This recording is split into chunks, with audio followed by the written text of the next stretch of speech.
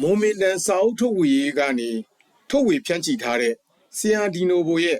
ဘီလိန်အက်ဆေးစုစည်းမှုဆိုတဲ့စာအုပ်ထဲကစာအုပ်နာစစ်ဆက်ယောဂဆိုတဲ့အက်ဆေးတစ်ပုဒ်ကိုတင်ဆက်သွားမှာပါစာအုပ်နာစစ်ဆက်ယောဂ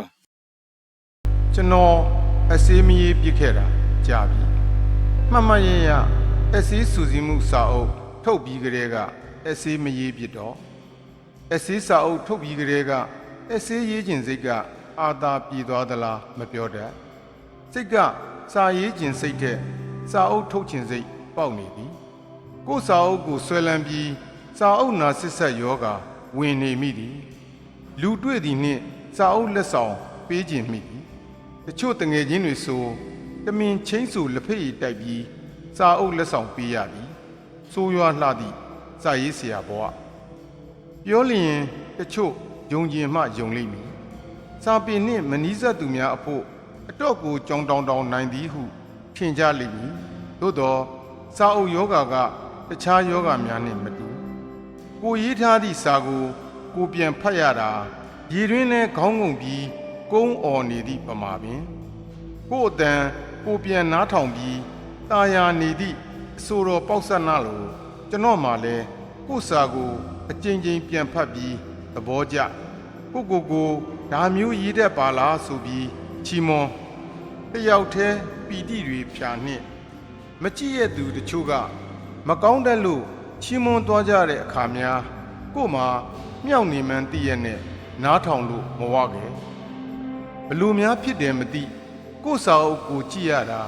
ကို့ရုပ်ကိုမှန်မှကြည့်ရတာတဲ့စိတ်ချမ်းသာသည်ဘလို့ကြည့်လို့မဝကို့စာအုပ်ကိုဖတ်ပြီးကိုကြည်ညိုနေရတာအတော်ရတာရှိလာသည်ကို့အတွေးခေါ်ကိုအပြတ်အသက်ထောက်ခံမိသည်ဘသူသဘောတူမတူကို့အနေနဲ့တော့ယာနှုံးပြည့်သဘောတူသည်တချို့ကတော့ဒီစာရေးဆရာကလေးကလားနဲ့ဘယ်လိုများစာရေးနေပါလေလို့တွေးကြပေလိမ့်မည်သို့တော့စာရေးဖို့ရာကလေးဆန်ဇွတ်တရွတ်လှုပ်ချင်ရာလှုပ်ကြည့်ခြင်းသည်စမ်းကြည့်ခြင်းသည်စိတ်ကလေးရှိဖို့လိုသည်ဟုတွေးမိသည်ပြီးတော့စာကိုဘာအကျိုးစီးပွားမှမပါဘဲရိုးသားသားနှစ်ချိုက်ခံစားတတ်ဖို့လဲလိုသည်ဟုထင်မိသည်အရာရာကိုအကျိုးစီးပွားနှင့်ချိန်ဆတွက်ချက်ပြီးလုတ်ကင်တတ်သူအဖို့တော့စာရေးခြင်းအလုပ်ကိုရောင်လို့တောင်စိတ်ကူးမိမည်မဟုတ်အရွယ်ရောက်သည့်လူကြီးတစ်ယောက်အနေနဲ့မလုတ်တင်နာကိုမလုတ်ဘဲလုတ်တင်နာကြီးပဲလုတ်မိဆိုလျင်တော့စာမရေးပဲပတ်စံရှာခြင်းကဟိုသဘာဝကျလာသည်ဟိုအဓိပ္ပာယ်လည်းရှိသည်စာရေးခြင်းကပတ်ဝန်းကျင်ကိုဓာတ်ရိုက်ဘလို့မှအကျိုးမပြုနိုင်မိဘဆွေမျိုးများကလည်းအာမပေးမိမရောက်ခမတို့ကလည်းမလွဲသာလို့ကြည်နေရသည့်အနေအထားမှာနတ်လူတာရုမခေါ်သည့်ဒီစာရေးခြင်းအလုပ်ကိုဘလို့တာယာမှုမျိုးနဲ့များဆွဲလန်းရေးသားနေမိပါလေဟုတစ်ခါများကို့ဘာသာကိုမေးမိသည်မေးသည်ဘရောမှမဖြေနိုင်မှန်းလဲသိသည်သို့တော့ပညာတတ်တို့ထုံးစံအတိုင်းသိနှင့်မသိခြင်းအောင်ဆောင်မေးသည်ဝိလေကြောင်ပတ်ဖြေသည်ပြီးတော့နောက်ဆက်တွဲမေးခွန်းတွေခြံထားခဲ့သည်စတွေပေါ်ထားခဲ့သည်တကယ်တော့စာရေးတဲ့ဆိုတာစတွေနောက်လိုက်နောက်ထပ်အစတွေခြံထားခဲ့လိုက်နဲ့မဆုံးတဲ့ဂိမ်းတစ်ခုကိုကစားနေရတယ်လို့ပဲမဟုတ်လားဂိမ်းဆိုတာကလေးစိတ်မကုန်သေးတဲ့လူတွေပဲကစားလို့ရသည်စာရေးဆရာဆိုတာကလေးစိတ်မကုန်သေးတဲ့သူကလေးစိတ်မကုန်သေးတဲ့အတွက်သူများစိတ်ဝင်စားအောင်တခုထူးခြားလုပ်ပြခြင်းပြီကိုလှုပ်ထားတာလေးတွေကို့အတွင်းနဲ့ကို့အဓိပ္ပာယ်နဲ့ကိုခံစားပြီးပီတိဖြစ်သည်ကြည်နူးတတ်သည်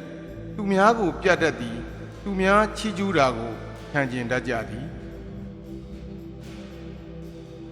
ဒါကိုပဲလူတွေကစာရေးဆရာကိုထင်ကြီးကြသည်ကိုယ့်ထက်ပိုပြီးအတိအလိမ္မာရှိတဲ့သူအတွေးခေါ်ကောင်းတဲ့သူပြေဝရင့်ကျက်သူဖြစ်မှာပဲဟုအထင်နှင့်သတ်မှတ်ထားကြသည်အဝေးကနေကြိတ်ပြီးကြည်ညိုလေးစားကြသည်အနီးကဆက်ဆံကြည့်မှပဲကလေးစိုးကြီးပါလားဆိုတာသိကမတိမသာရှောင်ထွက်သွားကြသည်အလိမ္မာနှင့်ထားရစ်ခဲ့ကြသည်ဆိုတော့က စာရေးဆရာလုပ်ရတာအတော်လေးအထီးကျန်ဆန်လာသည်ကိုနှစ်စကားပြောလို့ရတဲ့သူကအတော်ရှားသည်တာမန်လူတွေကြားထဲမှာ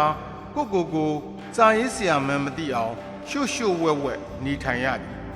ဖုံဖိပြပြဟန်ဆောင်ရသည်စာဆိုလို့သတင်းစာတောင်မဖတ်တဲ့သူလိုမျိုးတရုပ်ဆောင်ရသည်စာရေးဆရာဆိုတာဘာမှအကျင့်ကြီးစရာမရှိပါဘူးကွာဟုကြိုပြီးလေတံပစ်ထားရသည်အလကားနေစိတ်ကူးရင်နေတဲ့သူတွေပါကွာဟုကြိုကာထားရသည်ဖို့လိုလူချင်းတွေ့မှသာအားရပါရစာအကြောင်းပေအကြောင်းအိုစာရေးဆရာဒီစာရေးဆရာအကြောင်းပြောကြဆိုကြသည်ရင်ဖွင့်ကြရသည်လွတ်လပ်ကလေးတယောက်လိုစိတ်แท้ရှိတာအာမနာပါမနာဖွင့်ဟကြသည်အတိအစမ်းလှုပ်ချင်ကြသူတွေအချင်းချင်းယူသွမှုတွေကိုအပြန်အလှန်နားလည်ပေးတတ်ကြသည်ဒီတော့အထက်ကဆိုခဲ့သလိုကိုစာအုပ်လေးကိုဆွဲလန်းသူ့စာအုပ်ကိုစာအုပ်အပြန်အလှန်ချီးကျူးအမွန်းတင်အပြန်အလှန်လဲလှယ်နှင့်ဒီစာပေလောကဆိုတာဘာများအထင်ကြီးစရာရှိသလဲလို့မေးလာခဲ့ရင်တော့ဟုတ်ပါဗျာဘာမှကိုအထင်ကြီးစရာမရှိပါဘူးလို့ပဲဖြေရမှာပါဒါပေမဲ့လည်းလူဆိုတာကလည်းစာရေးဆရာပဲဖြစ်ဖြစ်တာမန်လူပဲဖြစ်ဖြစ်သူများအထင်မကြီးရင်တောင်အထင်သေးတော့မခံကျင်တာကလည်းလူတဘာဝမဟုတ်လားဒီတော့အန်လေးလုပ်ပြီးစာပေရဲ့တန်ဖိုးကိုစာသမားချင်းသာသိနိုင်ပါတယ်ဘာညာနဲ့ကိုအထင်မကြီးတော့ဘူးဆိုတာနဲ့မင်းအစင်အတန်းနဲ့ငါစာတွေဘယ်နားလဲခံစားနိုင်ပါမလဲဆိုတဲ့အချိုးမျိုးချိုးတတ်ကြသည်ဒါလဲကလေးတယောက်ရဲ့အပြုအမူမျိုးပဲမဟုတ်လားဒီလိုမျိုးစာရေးဆရာကိုကလေးတယောက်နဲ့မကြာခဏခိုင်းနိုင်နေတော့သူရေးတဲ့စာအုပ်ကိုဖတ်ချင်စိတ်ကောရှိပါတော့မလားဆိုပြီးစာရေးဆရာတွေကတော့ကျွန်တော်ကိုဝိုင်းတွေ့ခြင်းစိတ်ပေါက်ကြပါလိမ့်မည်တကယ်တော့ကျွန်တော်ပြောချင်တဲ့ကလေးဆိုတာရာကိုအစမ်းတကျယ်ဖြစ်နေတဲ့အမြဲတမ်းအတိတ်ပဲရှာဖွေနေတဲ့အမိအစ်စ်အစမ်းတွေပေးနေတဲ့လိုသလိုအ내ပြန်ဆိုနေတတ်တဲ့တစ်ခုခုကိုဖန်တီးနေတတ်တဲ့ယဉ်ကျေးမှုတွေဒလိထုံးစံနေရဲ့လွှမ်းမိုးထိမ့်ချုပ်မှုကိုမခံရသေးတဲ့လူကိုလူလိုပဲမြင်တတ်တဲ့အကျိုးစီးပွားတွေကိုနားမလည်သေးတဲ့အလုတ်လှုပ်ချင်းရဲ့သဘောကိုမစောကြောမိသေးရဲ့ကဘာကြီးဘလောက်ကျဲတယ်လဲမသိနိုင်သေးတဲ့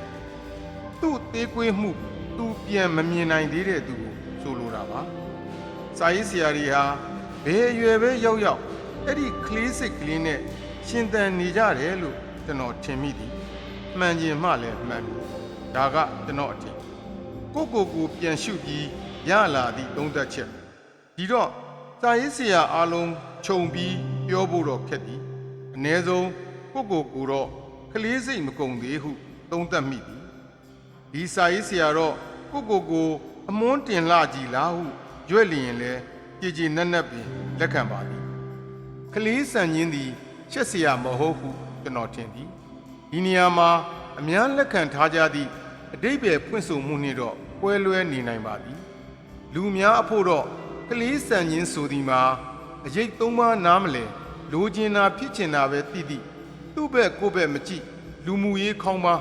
တကိုယ်ကောင်းဆန်အမြင်ကျဉ်းလှသည့်သဘောမျိုးကိုဆိုလိုကြဟန်တူပါသည်ဒီသဘောကိုပဲကျွန်တော်ကတော့အကောင်းဘက်ကနေကြည့်ပြီးအခုလိုအ내ကောက်ယူခြင်းပါသည်ကျွန်တော်အဖို့ကလေးဆန်ခြင်းဆိုသည်မှာမိမိရင်ထဲကစစ်မှန်သည့်အတန်ကိုဈေးကွက်အလိုအရမဟုတ်ပဲဘာအတွက်မှအလျှော့အတင်းမလုပ်ပဲဘယ်အကျိုးမှမမျှော်ဘူးပဲရိုးသားပေါ်ထုတ်ခြင်းသာဖြစ်ပါသည်ကလေးဆန်သူတယောက်မှာလူကြီးတယောက်ဤလိမ္မာပါနှံ့မှုမျိုးရှိခြင်းမှရှိပေလိမ့်မည်အစဉ်တစားနှင့်တမင်တကာလှပအောင်ရေးတတ်ခြင်းမှရေးတတ်ပေလိမ့်မည်သို့တော့ကလေးတယောက်ဤပြောတတ်သလိုပြောလိုက်သည့်စကားများကိုလူကြီးများမကြာခဏကြားကျင်ကြသလိုပင်စစ်မှန်သည့်အတန်နှင့်ရေးတတ်သလိုရေးလိုက်သည့်အရေးအသားများကိုအပေါ်ယံဟန်လို့ရေးသားသည့်စာများတဲ့နှစ်လိုကြလိမ့်မည်ဟုထင်မြင်မိပါသည်ဒါကိုပင်ကလေးဆန်လူရဆွဲတွေးသည့်အတွေးလဲဖြစ်နိုင်ပါသည်တကယ်တော့ကျွန်တော်အနေနဲ့ကိုမရင်ကျက်မပြေဝခြင်းကိုထမ်းလက်နှင့်ကာနေခြင်းလဲဖြစ်နိုင်သည်လူ လူဆိုသည်ကကိုပင်မချမ်းလိန်ညာတတ်သည့်အမျိုးမဟုတ်လားဒီတော့ကိုဖြည့်သိမ့်နေခြင်းလဲဖြစ်နိုင်မပြောတတ်ဒီတော့ကျွန်တော်အပါဝင်စာရေးဆရာတွေရဲ့စကားကိုချင့်ယုံဖို့တော့ကြံပေးခြင်းစာရေးဆရာဆိုသည်ကစကားလုံးတွေနဲ့စော့ကစားရင်းပျော်နေတတ်သူမဟုတ်လားစကားလုံးတွေနဲ့စိတ်ကူးအိမ်တီဆောက်နေကြသူများမဟုတ်လားသူဆောက်ထားသည့်အိမ်သူနေခြင်းမှတော့နေလိမ့်မည်ကလေးတစ်ယောက်ကန်းဆက်မှာရွှွန့်အိမ်ကလေးတီဆောက်နေခြင်းမှာသူနေဖို့မဟုတ်ဒီတော့ကိုပြန်ကြည့်ပြီးရေးကောင်းကောင်းနဲ့ရေးလိုက်တာချုပ်လိုက်တော့စာရေးဆရာဆိုတာကလေးဆန်ပြီးမယုံကြည်ရတဲ့လူတစ်ယောက်ဖြစ်နေခဲ့သည်လူလောကကိုဓာတ်ရိုက်အကျိုးပြုဖို့ဆိုတာတဲ့သူရေးကျင်တာကိုသာရေးဖို့သာစိတ်တန်နေသည့်လူ့ဘဝသာတစ်မျိုးဖြစ်နေခဲ့သည်ဒီဏီကုန်းကိုချုပ်နေရင်ကိုအတော်ကြည်ညိုဖို့ကောင်းမှန်းသိလာခဲ့သည်ဒီအတွက်စာရေးဆရာကိုအဝေးကကြိတ်အထင်ကြီးပြီးကြည်ညိုလေးစားသမှုဖြင့်သူ့စာကိုဖတ်ကြသူများအဖို့အသေးအချာပြန်စဉ်းစားကြဖို့လိုပါမည်ထိုနည်းတူစွာအတိအလိမ်မှာတိုးဖို့စာဖတ်ရပါသည်ဟုကြဲလောင်ပြောဆိုနေကြသူများလည်းဒီလောက်ဆိုချင့်ချိန်နိုင်ကြလိမ့်မည်ဟုယုံမှတ်မိပါသည်ဒီကြားထဲဘာရဲ့မဟုတ်သူ့စာကိုကြိုက်လို့သာဖတ်တာပါဗျာလို့ဆိုလာလျင်တော့ကျွန်တော်လူကလေးစိတ်မကုန်သေးသည့်စာရေးဆရာတယောက်အဖို့မှာတဖြောင်းနှင့်လက်ခမောင်းထခတ်ဖို့သာရှိပါကြောင်းပါခင်ဗျာ